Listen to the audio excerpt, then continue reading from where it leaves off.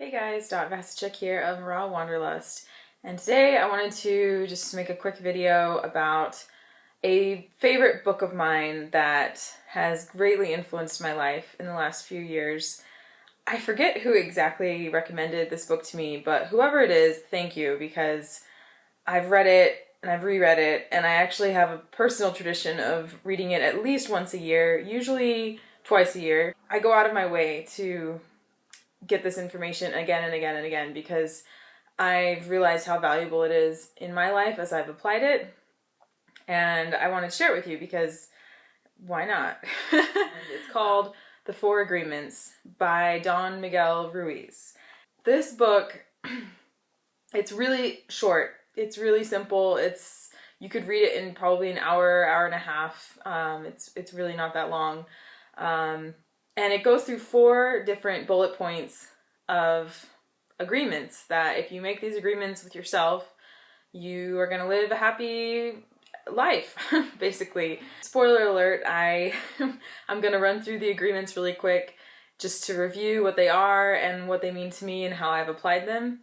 And of course, I recommend you get a copy of the book and read it yourself because he goes into a lot more detail on what they mean and how to apply them. So the first of the four agreements is to be impeccable with your word. And basically, I take this to mean to have respect for the power of language. Word is like the next level beyond thought. Like first you think something and then you say it, or you write it, or however form that takes, but you put it into words. And words have the power to destroy or they have the power to create. And if we realize that, then you can suddenly take control of your reality in a new way. I also take this agreement to mean that when you say something, mean it. Basically, honor your own word with yourself, with your own self-talk, and as well as with promises and agreements that you make with other people. Respect those agreements as best you can. Of course, we're all human and things fall through. And when that happens, then use your word to explain yourself. A good example of this is when I was first invited by my friend to visit her in Peru. I had no idea how I was going to make that happen. Financially, personally, I was in a relationship that I just didn't see the flexibility with my work. I didn't see it happening, but it didn't matter because I wanted it to happen, and I said it would happen. We always talked in terms of when I come to Peru. And lo and behold, my life circumstances changed dramatically in a year's time, and I was able to go. And I just kept saying time and time and time again to myself and to her and to everyone, oh yeah, I'm going to Peru, I'm going to Peru, I'm going to Peru. And it happened. You can manifest amazing things when you learn to take control of your own word. The second agreement is to not take anything personally. This is obviously a lot easier said than done. But I think it's important. It's very important to realize that everything that anyone does, including yourself, is always a projection of their own or your own reality. So if you can learn to not take people's criticism personally, it frees you from so much judgment. It frees you from so much drama.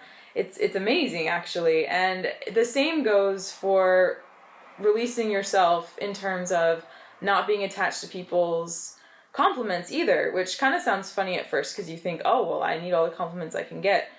But, it's one thing to accept a compliment and be appreciative of it, but to not take it so personally and to know that your own worth is always, always within yourself. I love my family very, very, very much, but we don't agree on a lot of things. And I joke that I'm the black sheep of the family, which is kind of true. But regardless, I still want to have a relationship with them, and they still want to have a relationship with me. And sometimes this means that when we're together, we talk about things that it's just really obvious that we don't agree on. And I have learned to spin everything that they say in terms of, you know what, that's their reality right now, and that's okay. And I don't have to accept it as my reality, but I still love them and I still want to have a relationship with them. So it's important for me to do what I need to do to maintain that relationship, but to not take it personally. Okay, the third agreement is to not make assumptions. This is really important for all of your relationships. It's very important to always ask questions, be inquiring, and always express yourself and feel like you can tell another person your needs and your desires. Because if your needs and desires aren't being met, then why are you in that relationship?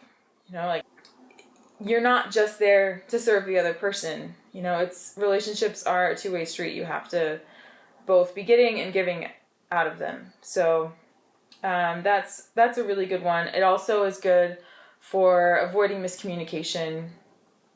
You need to make sure that you're never making assumptions.